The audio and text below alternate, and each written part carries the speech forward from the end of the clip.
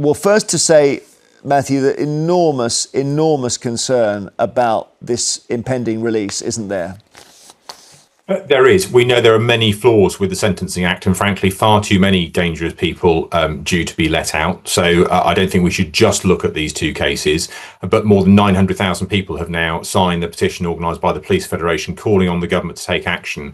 And they've been yo-yoing all over the place on this. 3 weeks ago, the Prime Minister said he was going to review it. 2 weeks ago, they couldn't do anything about Andrew Harper. Then on Friday, he was going to make a change.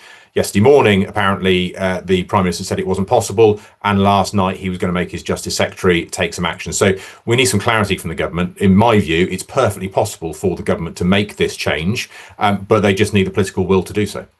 So help us understand. We were discussing whether it was even ethical for the Prime Minister to zero in on those two young men.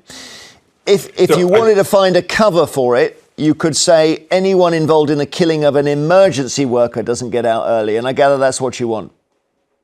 So that's exactly what I proposed as an amendment. There's already a precedent for that in legislation. So it's very easy for Parliament to do. It's not to suggest that somehow the lives of police officers and paramedics are worth more than the rest of us. But what it does is recognise that when those people are acting in their duty, whether that's catching criminals, whether that's dealing with the sick as paramedics, whether that's prison officers, they are doing something on behalf of all of us. And in many ways, that is an attack on society in a sort of civilised fashion that we would want. So we've already got that precedent, and it's very easy for the government to draw up legislation that would deal with that problem. OK, so you believe that could be done before they get out?